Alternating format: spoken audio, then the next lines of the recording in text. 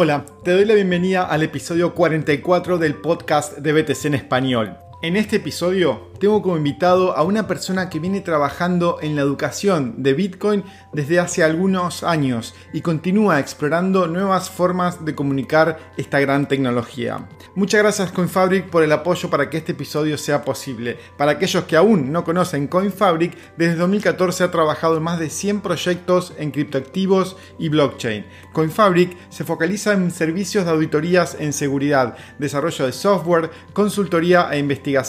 Si necesitas ayuda en tus proyectos blockchain, te invito a que visites su página web coinfabric.com con la K al final, donde tendrás más información sobre sus servicios y puedes ponerte en contacto directo con ellos. El invitado de hoy es venezolano, aunque está radicado en Europa desde hace algunos años. Comenzó con la minería y luego continuó con el camino de la educación, trabajando con Andreas Antonopoulos, ayudando a traducir sus libros y muchas otras iniciativas. Estoy hablando de Aníbal Santaella, educador de Bitcoin y sus tecnologías.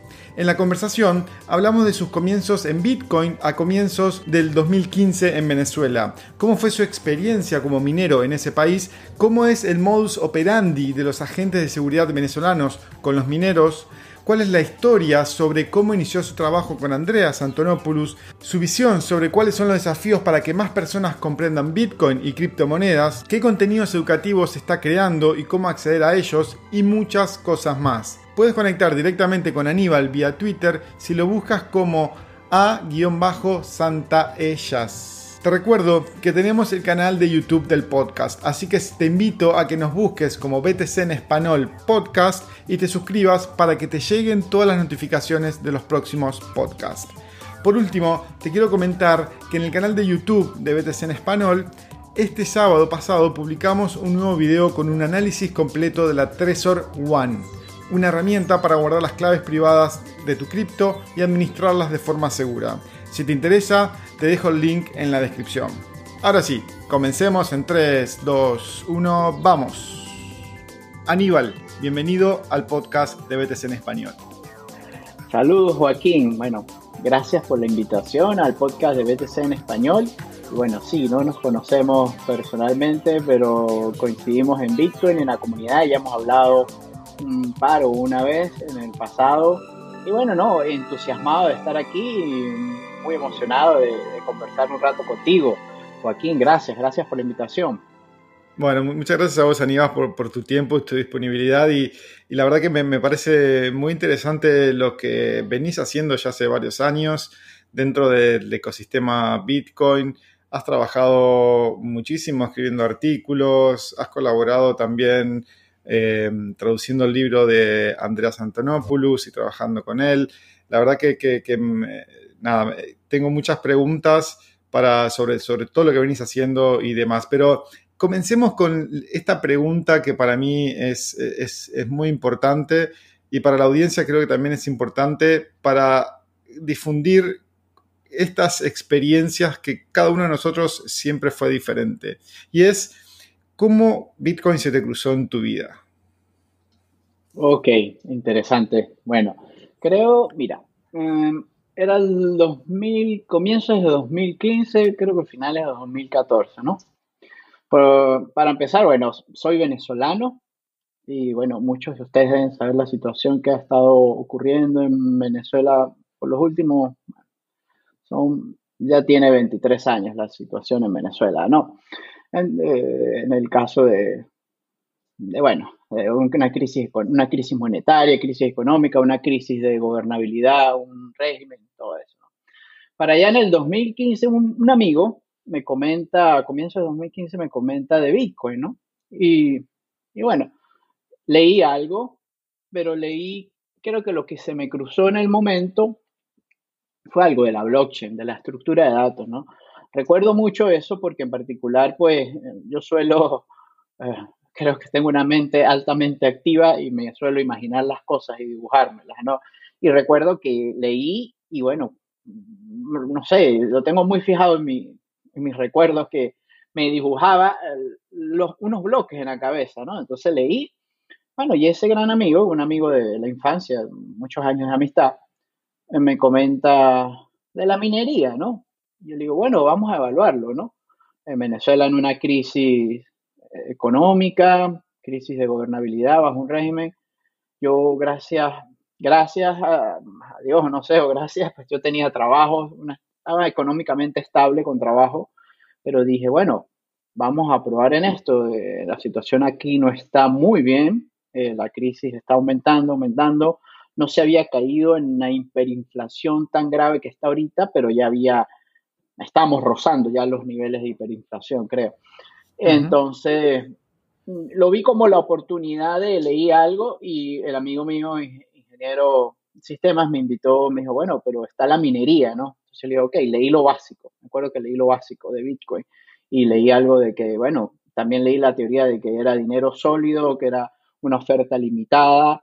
Yo en ese momento estaba trabajando en Venezuela como ingeniero, pero a la par, eh, yo siempre he estado muy involucrado con el dinero, ¿no? Con el dinero, no con el manejo del dinero, porque en Venezuela hemos tenido un control cambiario o restricciones a acceder a moneda extranjera por muchos años, ¿no? Ya más de 12, 15, 20 años el control cambiario en Venezuela. Y bueno, en búsqueda de proteger el, las riquezas o los ahorros, las personas en Venezuela siempre pues, buscaban reserva en moneda extranjera y típico en el dólar, lo más común. Y yo en un comienzo, pues, comencé haciendo eso como para beneficio propio y terminé siendo como un broker para la gente, ¿no? Obvio, era como una actividad ilegal, ¿no? Porque era lo que se llama el mercado negro en Venezuela. Entonces, pues estuve Claro. sí, estaba involucrado con eso, prácticamente en el intercambio de dinero. Prácticamente yo era como el tercero de confianza, pero en un momento esa actividad que pasó a ser como lo hacía por beneficio propio porque lo que ganaba como en mi profesión tenía que respaldarlo en moneda dura, en dólares, ese era Claro. el caso que usábamos, este, pues venían los amistades, los amigos, ok, ¿dónde consigues los dólares? Bueno, poco a poco así se convirtió en algo muy grande. Bueno, Joaquín, aquí esto lo estoy comentando creo que la primera vez, porque en un momento se convirtió en algo, la gente vio confianza en mí y, wow, increíble, prácticamente trabajaba como ingeniero la mitad del tiempo y lo demás era ayudando, pero claro, yo tenía un beneficio, ganaba un porcentaje por ayudar Claro. a la gente a acceder a dinero, pues en este caso dólar americano, a veces euros prácticamente. Y entonces, pues ya conocía el tema del dinero y la transmisión de dinero transnacional. Bueno, en esa época, cuando conozco Bitcoin, leo y primera reacción le dije, no, sí, vamos a minar Bitcoin, vamos a hacerlo, pues.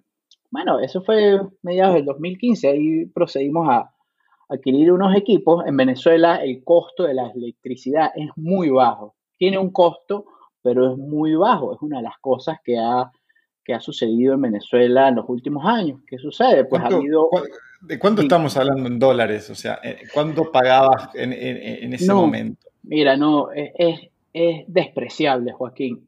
Yo no recuerdo, pero o sea, contabilizarlo, te puedo decir que en esa época teníamos, no sé, alrededor de 12, 10 equipos en minería y eran S7, creo, sí, Antminer S7.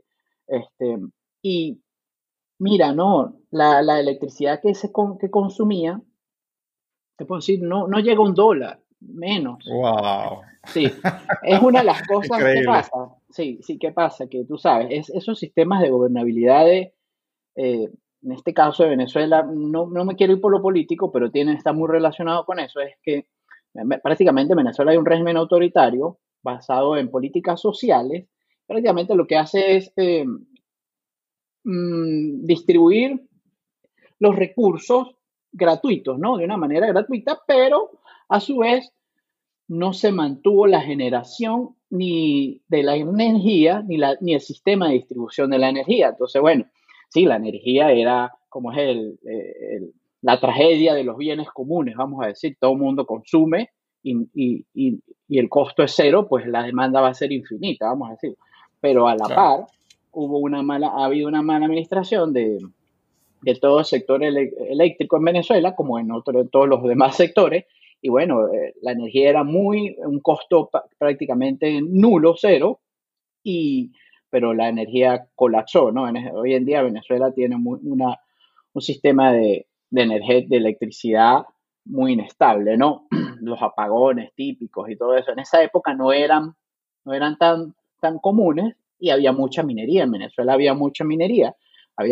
Digo mucha en términos para lo que uno con otros países, quizás comparados con otros Claro. países de Latinoamérica, porque obvio, el consumible, el pago directo, lo que tienes que pagar, el costo directo de la minería de Bitcoin es la energía. Después que instalan los equipos, solamente el mantenimiento no es mucho, es autónomo, todo eso es autónomo. Bueno, alguien que tiene que estar pendiente, típico, las fallas más comunes era que si el sistema, los ventiladores, porque bueno, se dañaban, esos ventiladores están funcionando 24/7, pero pues la energía, pues a un costo marginal mínimo, pues era una forma de tener ingresos, ¿no? Yo realmente lo vi como una forma de tener un ingreso extra y lo vi también como una forma de que dije, bueno, esto es una actividad que estoy haciendo fuera del colapso de la situación de Venezuela. No depende de Venezuela, dependo solo de Venezuela de la energía, y, pero estoy trabajando para algo que es global. Eso fue como mi primera impresión. Entonces dije, bueno, prácticamente lo que hice fue a hold todo lo que miné, no fue mucho, pero esa fue mi primera interacción con Bitcoin. Diría que mi primera interacción con Bitcoin fue como ser un minero. Y hoy en día, después de 5 años casi, yo me di cuenta de que tuve la oportunidad de ser algo, wow, que quizás puede ser un cambio en la historia de, de la humanidad. No, no gran cambio, pero sí puede ayudarnos va a dejar su marca, su huella, ¿no? Entonces, bueno, en un momento, pues fui minero, para mí representa, hoy 5 años después lo digo, pues, para mí es un logro, ¿no? Haber tenido la oportunidad. En Venezuela es muy normal, en aquella época era muy normal minar, ¿no? Era muy normal en términos de, yo una vez cuando todo el mundo lo hacía oculto porque estaba latente la persecución del régimen, si venían por ti las fuerzas nacionales del gobierno, y como no hay un marco regulatorio, y bueno, y en presencia de un régimen autoritario, estabas expuesto no sabías qué te podía pasar, ¿no? De por sí, no, yo después decidí migrar de Venezuela, la granja, como se les llama, siguió funcionando, yo a distancia. Yo la quise cerrar antes de venirme porque como que a modelo de justo le dije a las personas que estábamos involucradas en la granja, le dije, yo me voy de Venezuela, no voy a poder estar aquí pendiente de nada de esto porque yo estoy migrando, buscando un mejor futuro, y si quieren, yo cedo mi parte, pues arreglamos las cuentas.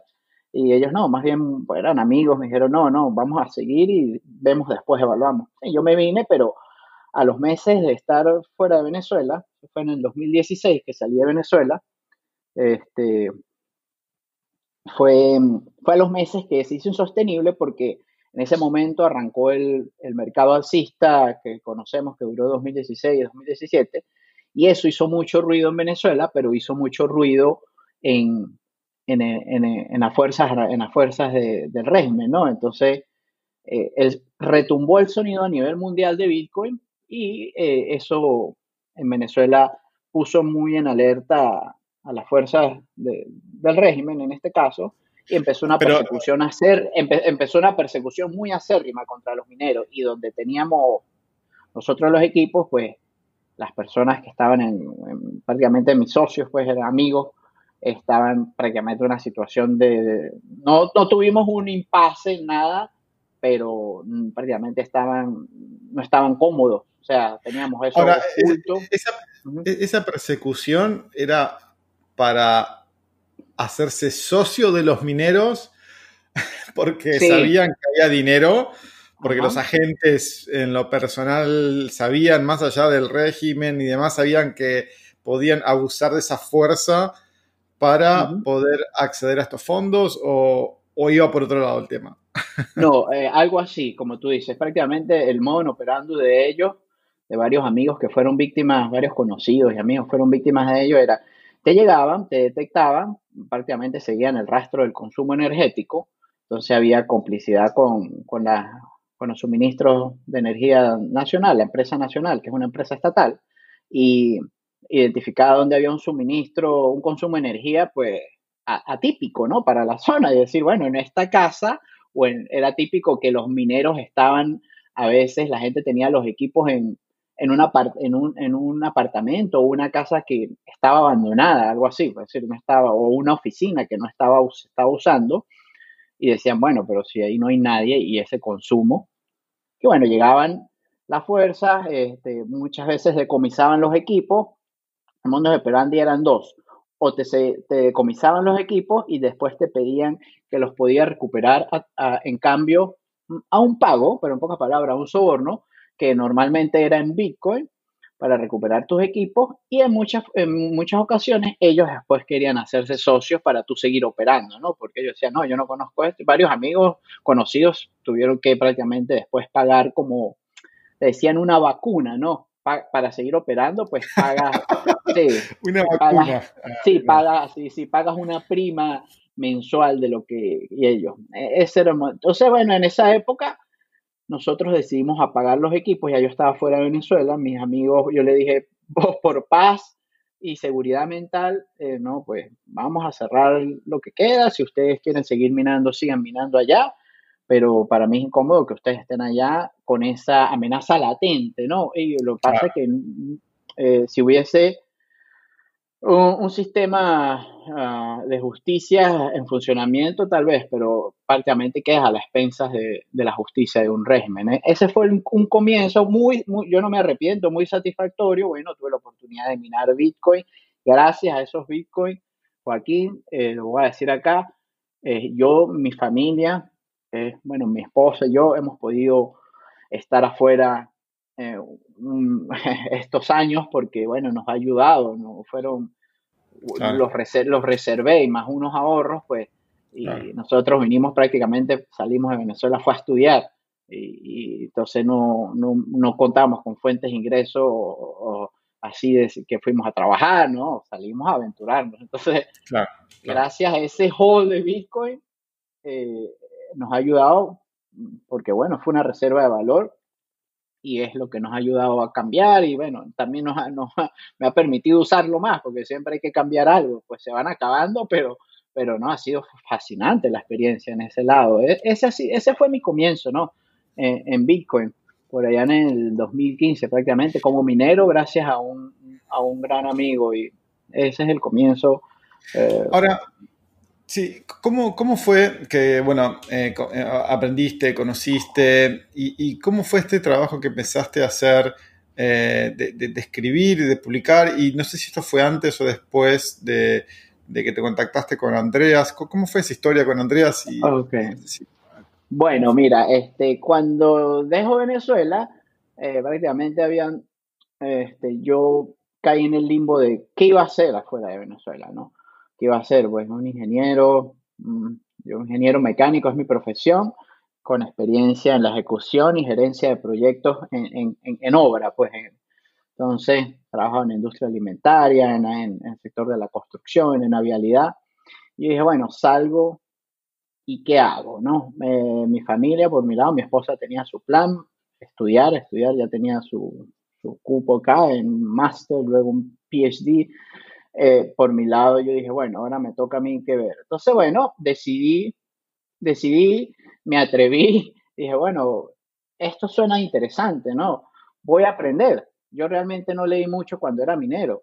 Estaba muy ocupado en Venezuela y en esa época, cuando era minero, me coincidió que tenía trabajo y coincidió que decidimos salir de Venezuela y wow, salir de Venezuela es o sea, es una aventura lograr salir de Venezuela, o Me sea, imagino, sí, no es fácil.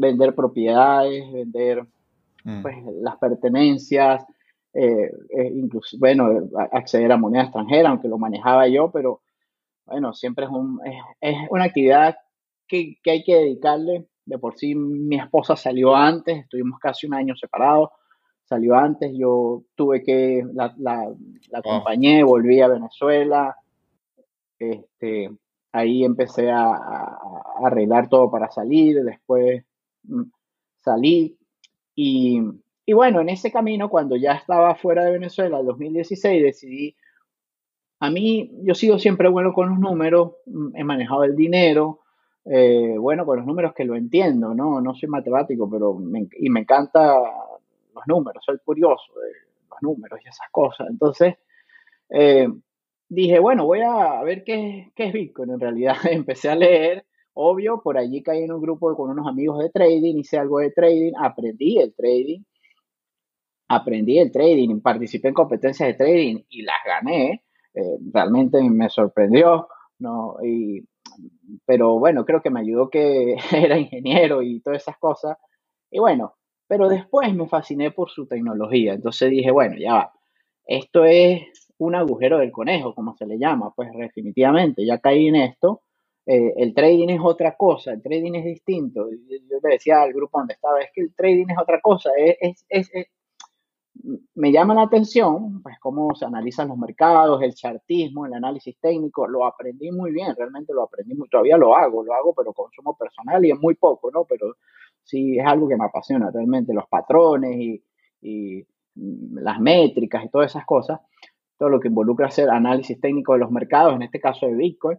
Y, y dije, bueno, se me encontró, me apareció un video de Andreas, no sé en qué momento, por ahí en YouTube, y, y empecé a ver a Andreas. Luego me enteré que él tenía el Patreon y yo dije, bueno, este tipo está, hay que apoyarlo, dije yo, pues. Él me ayudó a entender mucho Bitcoin, empecé a leer sus libros, El Internet del Dinero, volumen uno, compré Mastering Bitcoin y dije, bueno, este libro como que no es para no es digerible, pero no, yo no soy programador y empecé a leer Mastering Bitcoin y lo empecé a entender, pues. Leí el libro, pues, lo he leído como 3 veces, creo yo. Lo empecé a entender. Luego, Sí, solo un comentario ahí. Mastering Bitcoin es el libro que leí cuando empezamos con BTC en español en 2014. En ese momento estaba, creo que la versión previa o algo así, de la primera versión, y es el libro de referencia en el momento en el cual comenzamos con los videos, ya hace 6 años. Así que sí, sí, definitivamente. Y dentro de todos los invitados en la audiencia, está en el top número 3 de los libros más recomendados. Así que aquellos que no lo han leído y estén interesados, definitivamente pueden empezar por ahí. Perdón que sí, la sí. interrupción y No, continúo. no, no, no, adelante, Joaquín, no, no hay problema.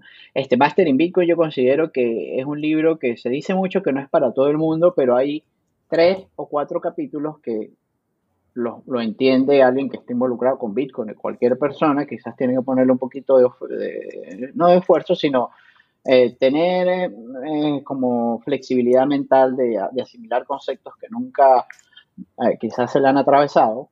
Master in Bitcoin 1 sí es un gran libro, después Master in Bitcoin 2 es prácticamente un remake de, Andreas dice que lo tuvo que prácticamente volver a hacer, el 1.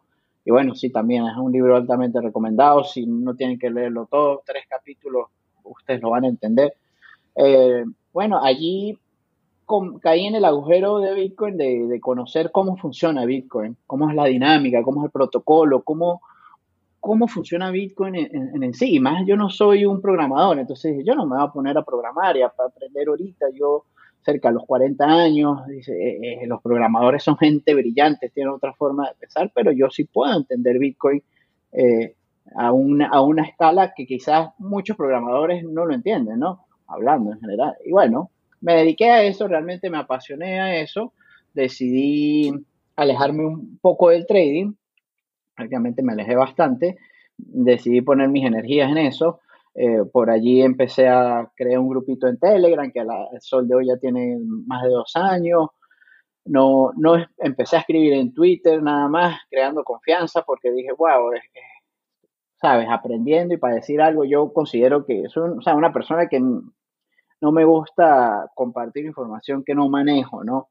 Entonces, luego empecé a escribir cuando tenía más conocimiento y realmente cuando tuve yo lo llamo el momento consensus, que es como que cuando uno se da cuenta cómo funciona Bitcoin y cómo Claro. es que sucede el consenso y que es una acción asincrónica de los nodos y que, bueno, es emergente, eso no está incrustado en el protocolo de que sí, es un tiempo promedio de 10 minutos, pero todo eso es el efecto de red. Entonces, bueno, ahí creo que en una oportunidad, siendo Patreon de Andreas, tuvimos una interacción por privado, no recuerdo, y bueno, ahí empezamos hablando, creo que un mensaje, otro mensaje.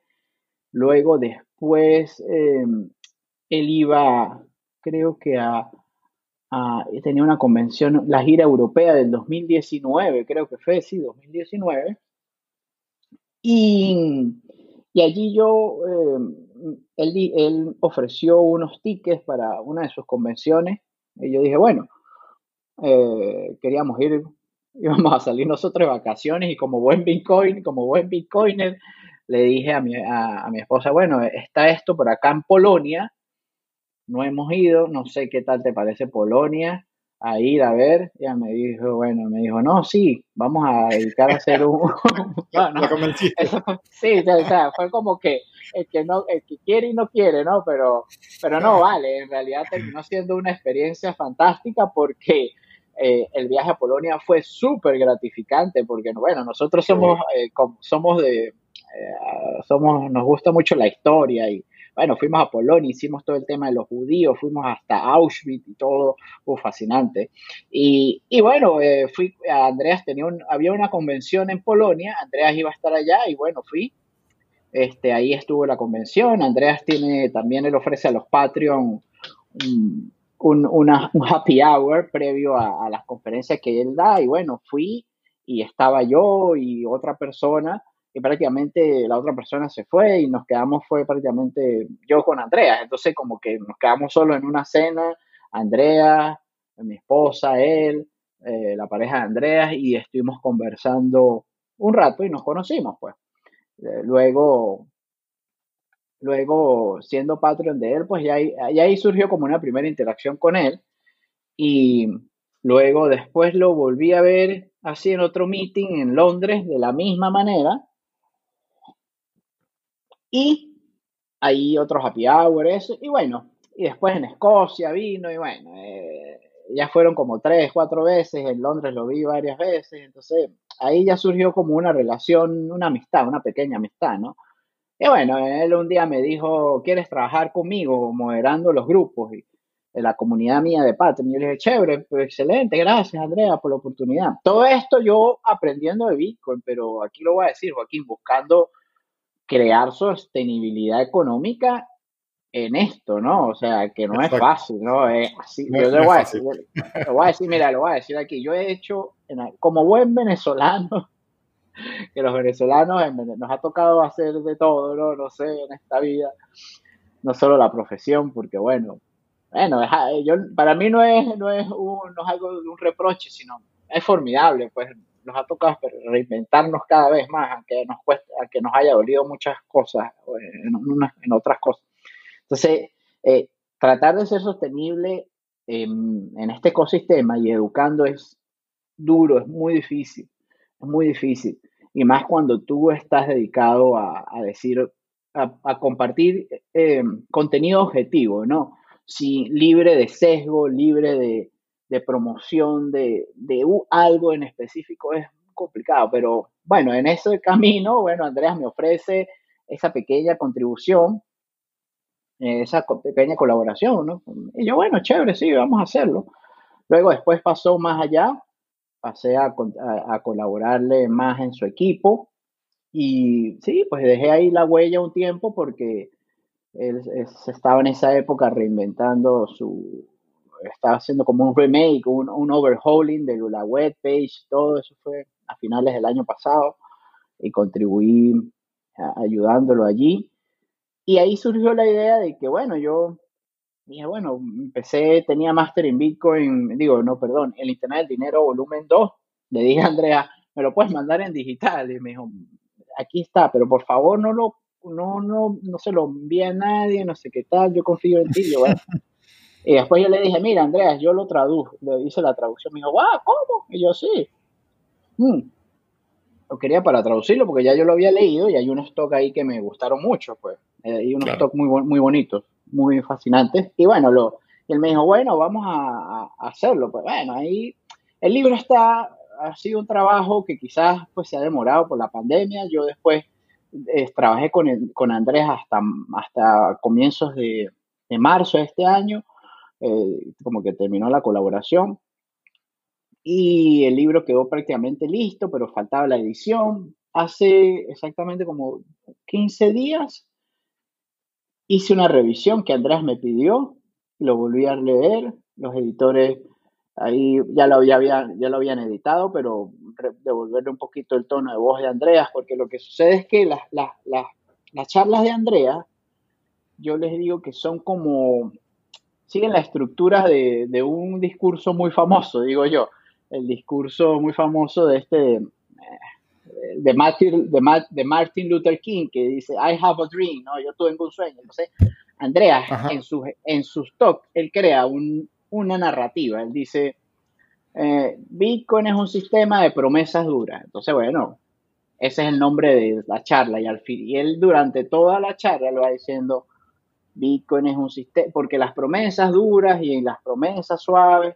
Entonces, el tono de voz de él es una narrativa y hay que cuando tú lo traduces, pues tienes que preservar eso. No es que puedes usar sinónimos durante toda la charla porque después cambia el sentido. Es como si en el discurso de Martin Luther King tú dices, ok, yo tengo un sueño de que un día veré libertad en América.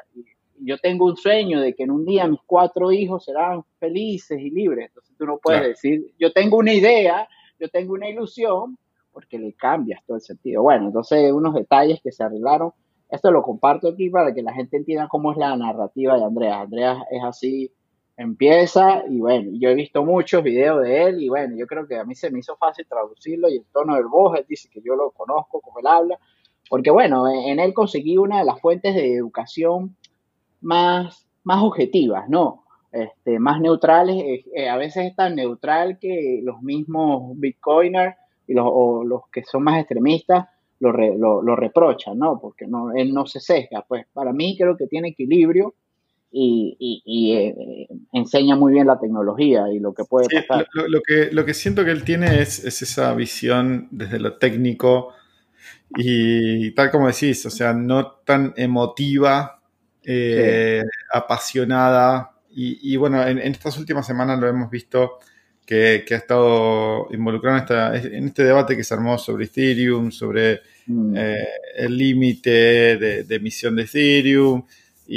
Bueno, la verdad sí, que- que me parece muy interesante y lo difícil de todo esto es que él sea, en cierta forma, mantener esa imparcialidad haciéndolo de forma sustentable. Y eso es algo que ujú, yo recuerdo que yo tuve la oportunidad de compartir con él una reunión en Panamá, cuando estuve en Panam Chain, que fui invitado para dar una charla y bueno, estábamos ahí reunidos varios de los speakers de ese momento y nada, tuvimos una conversación muy interesante y él incluso, si mal no recuerdo, dijo que prácticamente no tiene bitcoins, o tiene muy pocos o casi nada, eh, pero bueno, me parece súper interesante. Y ahí, sí.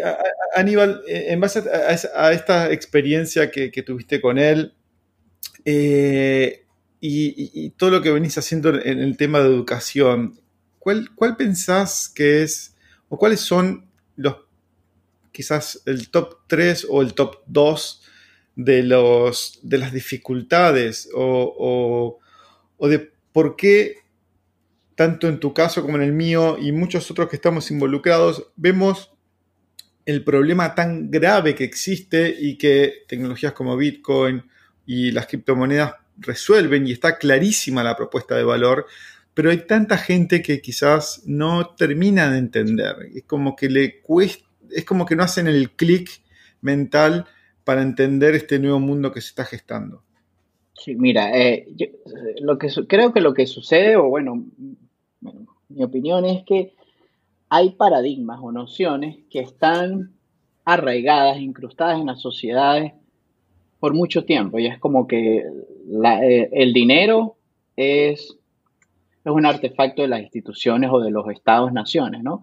Y que el valor, por ejemplo, es conferido por la autoridad. Pues simplemente pues, conocemos que el dinero fiat, que es la forma de dinero fiduciario más usado a nivel mundial por los estados-nación, eh, pues tiene valor porque eh, hay una ley de curso legal, básicamente. Entonces creo que hay muchas nociones y, y creo que también pues los seres humanos eh, a veces no queremos dudarnos las cosas, ¿no?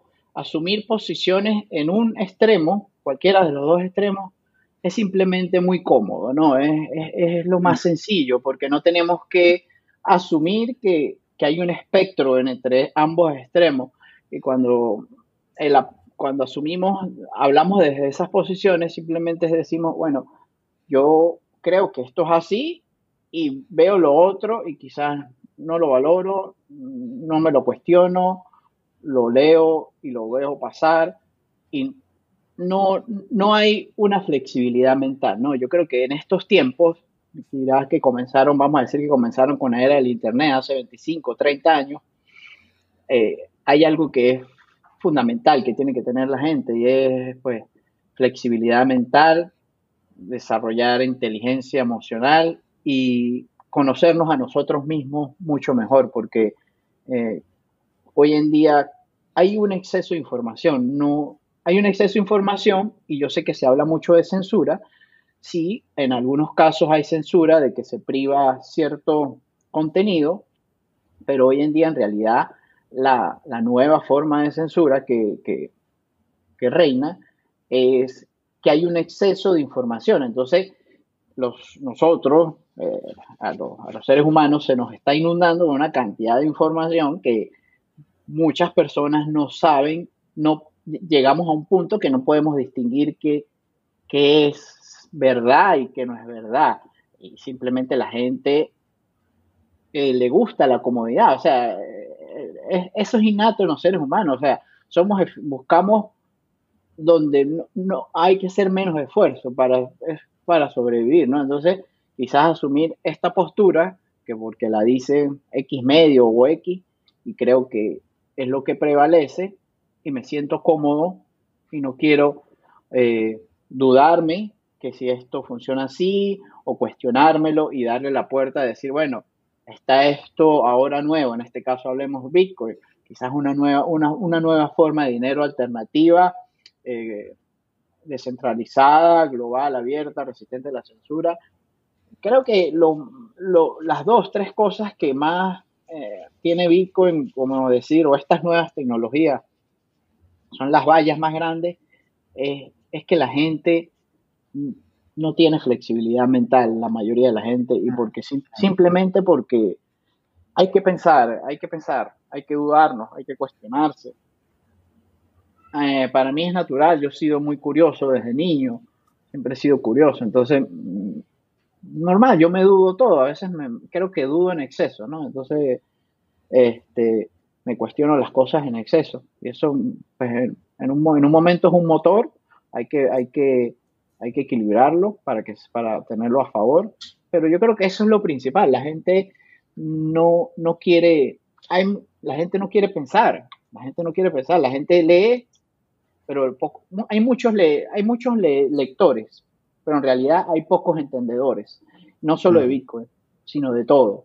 Y a veces la gente con recibir un título de una academia, uh, pues, ya con eso se conforma. Y no, realmente, pues, independientemente de la profesión que venga, si usted estudió algo, lo más importante es que se le haya ayudado o haya desarrollado su cognitividad, su capacidad analítica.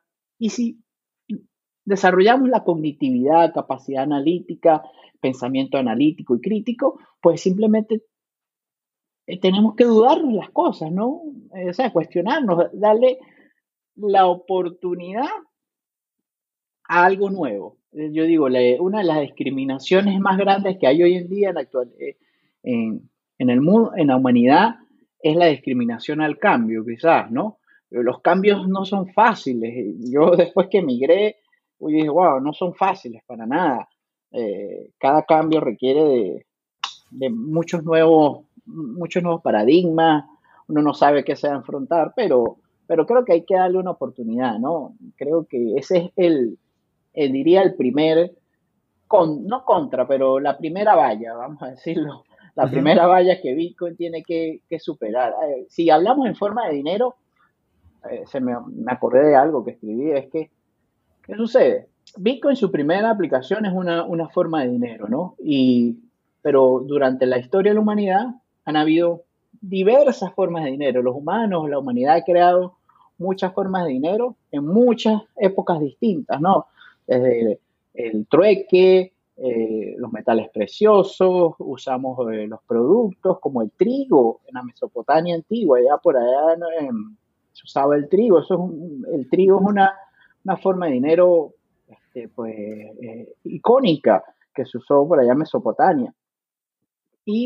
Pero no solo para crear una nueva forma de dinero, no solamente se necesita de una disrupción tecnológica, es decir, crear toda la infraestructura. Tenemos el ejemplo hoy en día, Bitcoin, la red, Lightning Network, todos los desarrollos, sino lo primordial, al lado de eso se necesita de una disrupción mental, es decir, la gente tiene que cambiar el paradigma y decir, ahora esto es dinero. ¿Qué cree que dijeron? No sé, quizás en el 1950, 1960, cuando salieron las tarjetas de crédito, que no eran de crédito, eran de papel, cuando Diners Club la creó y fue quizás mi abuelo a pagar en un supermercado con un cartoncito. La gente le dijo, no, eso no es dinero, váyase de aquí, ¿cómo me va a dar eso por dinero? Yo quiero billetes, moneda. Bueno, Claro. hasta que, bueno, llegó la disrupción mental, todo, la gente lo empezó a usar, y esa disrupción mental a veces es promovida quizás primero por los early adopters, no sé, los que somos más atrevidos o los que somos curiosos de las cosas que están pasando, y en un momento llega el punto de que es fomentada porque la gente dice, bueno, esto es lo que hay, yo tengo que adoptarlo, porque ya quizás es común, ya la tarjeta de crédito se hizo común. Por ejemplo, yo digo Bitcoin, cuando Bitcoin sea común, o sea, no sea algo que es, wow, Bitcoin, y cree furor, es porque Bitcoin pues, está ya con nosotros, ¿no? Ya ha habido como esa disrupción mental de que la gente dice, no es que sea adopción masiva ni nada, esa teoría de adopción masiva no la comparto mucho de que va a ser Bitcoin usado por masivamente, no, realmente Bitcoin yo creo que va a calar en un punto, pero necesitamos esa disrupción mental de que la gente, que sea, um, que sea como, es nuestra forma innata, ¿no? Que sea algo Claro. innato, o sea, Bitcoin está ahí, es como decir los carros en 1900 era algo desigual, lo tenían la gente que tenía mucho dinero y que quizás tenía la capacidad de mantener un carro, porque eh, Sí, y podía comprar combustible, pero hoy interesante. en día los carros son normales, o sea, ya no hay Sí. novedad, no hay, entonces es el cambio de paradigma, creo, ¿no? El cambio de dejar, yo en estos días también escribí en Twitter y dije, dejar las reliquias del viejo pensamiento atrás, ¿me entiendes? Eso es lo que Sí. lo definiría así, ¿no? Por Lo allí. interesante también es que, con la analogía que haces del auto, del carro, es que uno podrá semana a semana o día a día o mes a mes comprar una parte del carro, ¿no? Hasta completar uno.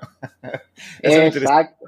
Eso es interesante. Digamos que Eso es fascinante. Solamente eso. O sea, ¿cuánta gente no desconoce de que Bitcoin, de que no puede adquirir una fracción de Bitcoin? ¿Me entiendes? Eso como tú dices ahorita.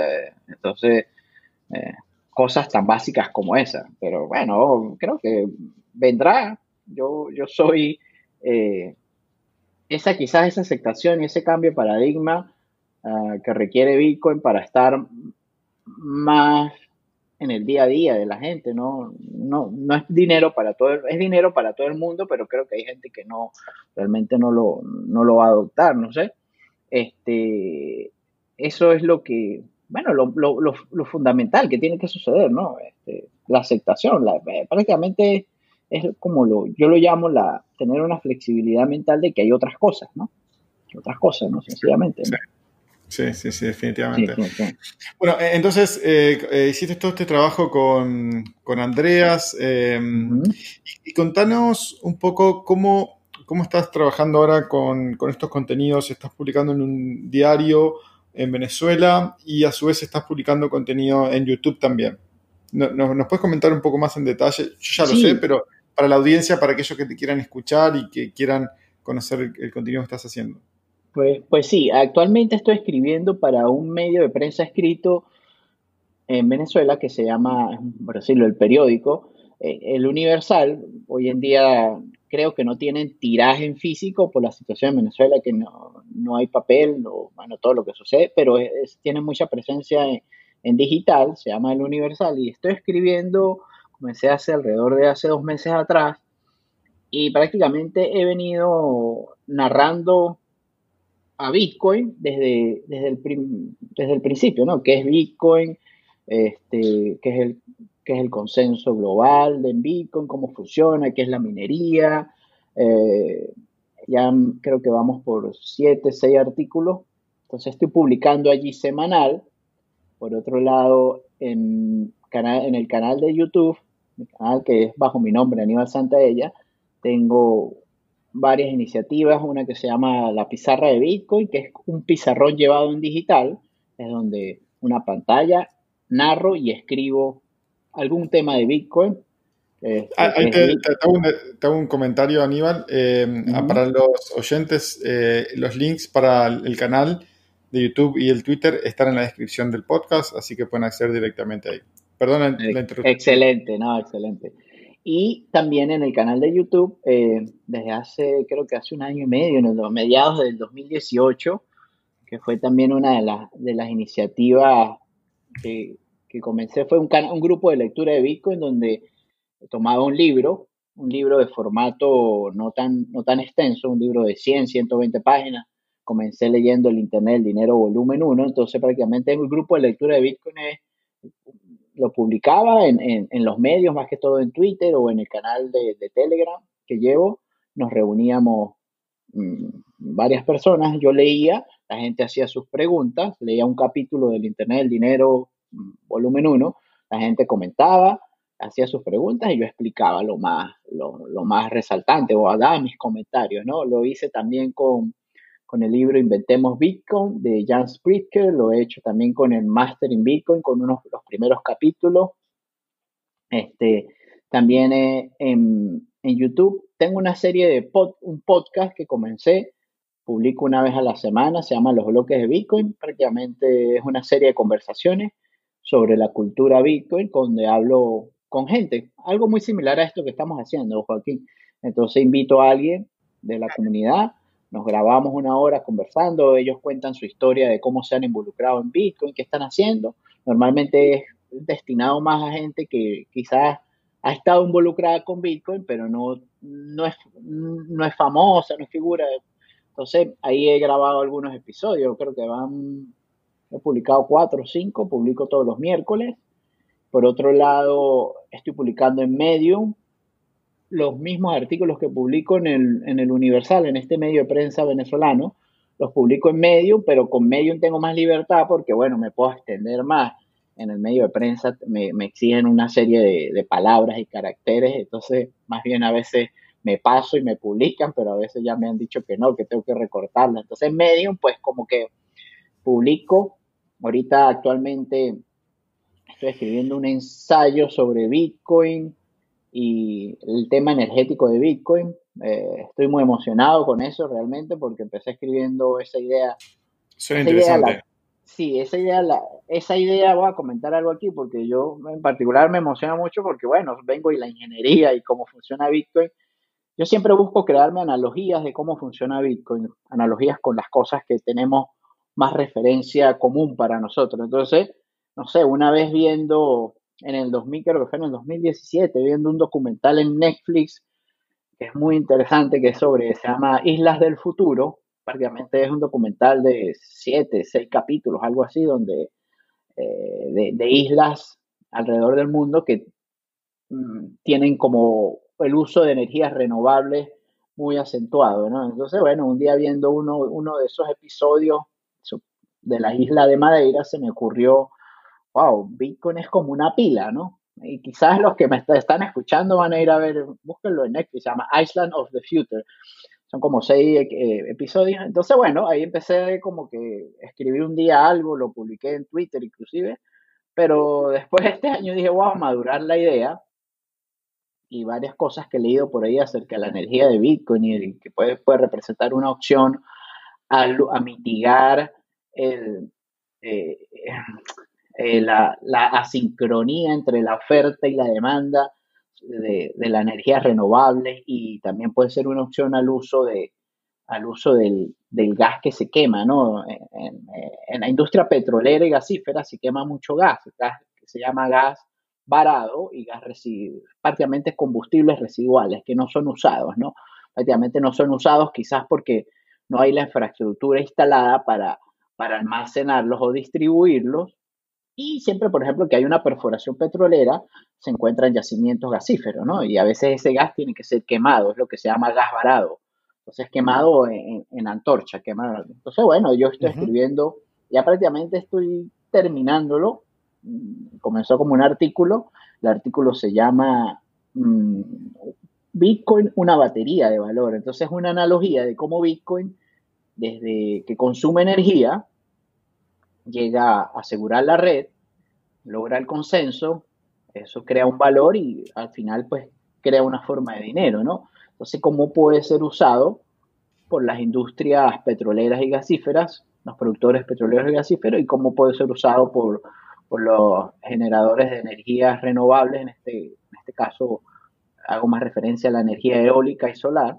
Entonces, bueno, esto ya lo estoy terminando, es un ensayo, lo llamo yo. No, hablé con Cointelegraph, porque ahora dónde lo publico, ¿no? Claro.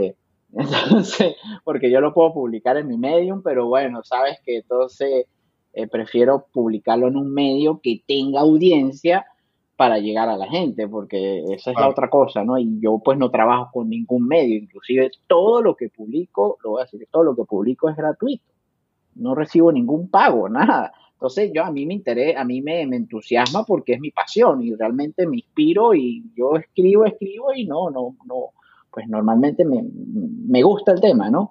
Entonces pues hablé con Cointelegram, me dijeron sí, cuando lo tengas listo pues me los hace llegar a ver, ellos ya publicaron un artículo mío que hablaba sobre más lo económico, una correlación que establecía entre la política monetaria de Bitcoin y los ciclos del mercado. Lo publicaron y el artículo fue muy bien recibido.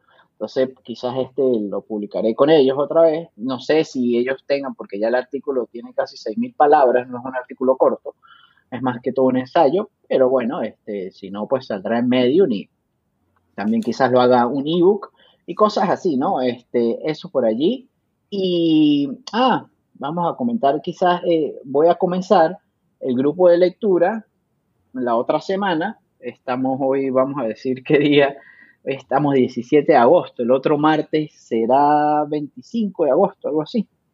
Cuando estemos publicando este Ok, episodio. ok, sí, cuando lo estemos publicando, voy a comenzar el grupo de lectura y voy a salir en vivo en YouTube. Y vamos a ver cómo va la experiencia de salir en vivo. Y lo que tengo programado o pensado es leer los artículos que he escrito, y que son artículos normalmente van entre 1.000, 2.000 palabras, no pasan de allí. Y bueno, y crear una conversación. La gente, si hay quórum, pues la gente hará sus preguntas y hablamos, algo así, ¿no? Pero entonces, en este caso, voy a empezarlo a hacer quizás 2 veces a la semana, martes y jueves, y bueno, a ver cómo nos va, ¿sabes? Que es probando, a ver cómo es la receptividad de la audiencia para salir en vivo, sí, quizás que haya gente para que, bueno, la gente pregunte. Yo tengo, mi premisa es que con una persona que esté, yo lo hago. A veces he tenido sesiones de grupo de lectura con un solo oyente y yo lo hago porque, bueno, pues me entusiasma y es como el segmento mercado mínimo. Me están leyendo y a veces he tenido 20 personas. Pero bien, eso por allí, sí, básicamente en eso es lo que estoy ahorita. Por otro lado, estoy buscando cómo ser sostenible económicamente, porque he estado, yo creo que estoy si no, empezar a buscar trabajo en una industria, o sea, en una empresa de la industria y bueno, y seguir creando mi contenido. Estoy esperando quizás que salga la publicación del libro en español en Internet, El Dinero Volumen 2, a ver cómo es la receptividad, que Andreas me comentó que va a salir finales de este mes muy probablemente, ya después de la edición y todo, estará imprimiendo las primeras copias. Y bueno, básicamente eso, ahorita mi mayor foco es en seguir, yo lo digo, transliterando todo eso que se genera en inglés o a veces no en inglés, ya compartiendo mucho mi visión, escribiendo en español, porque hay una cosa, hay un gran vacío y sabemos que todo en el ecosistema de Bitcoin, bueno, casi todo, pero vamos a decirlo el 90% para darle sucede en habla anglosajona, ¿no? En inglés, ¿no? Entonces, hay muy buen contenido en español, pero esto todo sucede en inglés. Entonces, ir llevando, como tú lo haces con BTC en español, ir llevando a la comunidad hispana y bueno, más que todo, yo que soy venezolano, pues tengo un huequito en el corazón ahí que quizás Bitcoin allá puede ayudar a la gente a llevar el día a día, ayudarlo un poco, ¿no? Puede ser una herramienta que la gente puede usar en Venezuela, en Argentina, en esos países que estamos ahorita inmersos en crisis monetarias, ¿no? Más que todo, ¿no? Es muy distinto a crisis globales, ¿no? Pero entonces estos países como estos, que hay alrededor del mundo, hay muchos, hay 30, no sé, por ahí tengo la lista.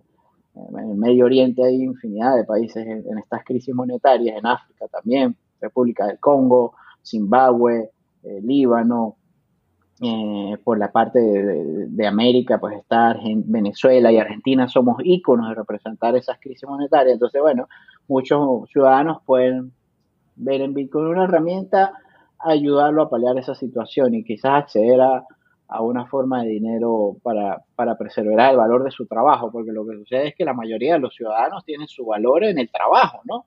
En su Sí, sí. trabajo y si no tenemos cómo preservar ese trabajo, dígame, en Argentina la hiperinflación, no se ha caído en hiperinflación, pero ya está a punto de caer en hiperinflación, no sé. La inflación ha Sí, sido sí, yo creo que va camino a, sí, y ya hemos tenido episodios de inflación en Argentina. Eh, pero bueno, ahí ya nos empezamos a poner también, uno dice, bueno, pongo mis ahorros en dólares, ok, bueno, pero la muy, cantidad de dólares que se están imprimiendo es descomunal, como nunca sí, antes en la historia. Por lo cual, si estás siguiendo este mismo camino que comentabas, que es importante para aquellos que quieran realmente entender este nuevo fenómeno, es ver la historia y aprender de la historia. Y la historia ujú, dice de que cuando se imprime tanto y se genera tanto dinero de una forma del aire, básicamente, eso no es un buen camino. Así que es súper interesante esto. Y te quiero felicitar también por el gran trabajo que estás haciendo. Me parece que es súper interesante. Ojalá eh, que sigas creciendo con tus publicaciones y me imagino que, bueno, la otra vez compartimos en el canal de Twitter y en otras redes también uno de las lecturas la playlist de la lectura del libro Internet of Money de Andreas en español. Así que aquellos que estén interesados en el canal de Aníbal básicamente, es como el audiolibro leído por Aníbal. Así que sí, sí, eh, sí, no, fascinante. Eso, sabes que disculpa que te interrumpa, pero cuando yo lo leí una sí, vez, luego dos veces, y bueno, cuando decidí hacerlo ya libre, permanente, o sea, la lectura que quedara permanente en YouTube, hablé con Andreas, le pedí el permiso, por supuesto, porque era él claro, más bien sí, muy receptivo, creó inclusive, me cedió generó un PDF con una dedicatoria especial al grupo y me dijo, por favor, repártelo a la gente que participa en el grupo, en las sesiones de lectura. Yo le dije, claro, sí, ujú, y generó un PDF y un link, me lo dio y el link pues yo lo compartí en las sesiones de lectura y ese fue el libro que leímos, que estudiaron, que está ahí pues grabado. Inclusive tengo un libro grabado pero que no he publicado, que es el pequeño libro de Satoshi, de Alena Barona y varios, y Ajá. Jimmy Son, y ese tengo que publicarlo, lo tengo cargado en YouTube, pero quiero leerlo y después publicarlo, postearlo. Quizás será algo que suceda en septiembre, posterior a las lecturas de los artículos, pero sí, eso por ahí van las cosas. Sí, ¿no? Creando información y compartiendo y viendo qué rumbo toma esto, ¿no? ¿Qué rumbo toma? No, bueno, Bitcoin seguirá adelante. Yo realmente digo, Bitcoin tiene una sola fase y es crecimiento. No ha dejado de crecer y desarrollarse desde que empezó. Y bueno, y el ejemplo está en ver todo lo que ha sucedido, pero sí, ahora queda uno de tratar de mantenerse y si en este caso yo y tú tomamos el camino de crear contenido y educar, quizás compartir lo que vemos, ¿no? Sí, En el gran Bitcoin. desafío, como decías, es de alguna forma ser sostenible con eso. Sí, sí, Eso me sí, parece que es lo más importante. sí, sí, Tratar de sí, ser sostenible y eso es algo que bueno, hay ciertos mecanismos y bueno, creo que es parte de este gran desafío también de hacer lo que a uno le gusta, de agregarle valor a la gente y hacerlo de una forma sin generar temor, pánico, miedo, que sí, son estrategias utilizadas por algunas personas. Eh, y me parece importante ser súper transparente y sincero y claro también con el mensaje. Así que eso me parece muy bueno. sí, sí, Bueno, eso es Aníbal, ahí estoy muy de hemos acuerdo contigo. superado la hora. La verdad que ha sido una Sí, conversación muy interesante. Seguiría hablando un buen rato. Sé que te gusta que ah, hablemos. Y, bueno, lo que sí, nada, me encantaría que repitamos esta conversación el año que viene. Así que, nada, chévere. seguimos en contacto naturalmente. Y no sé si tenés alguna recomendación para hacer para los oyentes final. Bueno, no, gracias a ti por la invitación y para mí sería, no, sí, entusiasmado de estar en un futuro otra vez por acá contigo compartiendo. Pues la recomendación sería que creen su propio juicio, dúdense, inclusive si están leyendo un contenido mío, yo lo que busco es incentivar el análisis crítico y la cognitividad de los lectores. Si ustedes ven, Aníbal dijo esto, o José, Juan, lo que sea, dúdeselo y aproveche esa gran virtud que tenemos los seres humanos del pensamiento libre, individual y analítico. Eso es supremacía, o sea, es algo muy único de nosotros los seres humanos. Entonces, los invito a eso, ¿no? A ser críticos, autocríticos, antes de ser críticos con los demás, a ser autocríticos y hablar desde el conocimiento y desde el análisis. Y principalmente eso, ni más que todo con estas nuevas tecnologías de Bitcoin y todos estos cambios de paradigmas que pueden venir estos años, ¿no? Esa sería mi recomendación, ¿no? Un placer haber estado por acá y todos los que nos van a escuchar, pues muchas gracias por su escucha. Yo soy Aníbal Santaella. Excelente. Buenísimo. Aníbal, muchísimas gracias por tu tiempo, por tu energía que le pones a lo que estás haciendo y como parte de esta comunidad español de habla España, me parece que sos una persona que le estás agregando mucho valor, así que gracias por eso.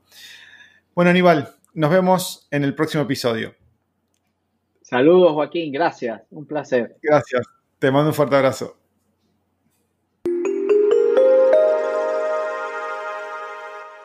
Aquí nuevamente Joaquín para invitarte a que visites btcenespanol.com con N, btcenespanol.com, donde te podrás suscribir para recibir más novedades sobre los próximos episodios del podcast, de los videos y cursos. Estamos trabajando en más contenidos que seguramente te agregarán valor, y estar suscripto es la mejor forma de estar actualizado. Es tan simple como entrar a btcenespanol.com y suscribirte. Muchas gracias por escucharnos y hasta la próxima.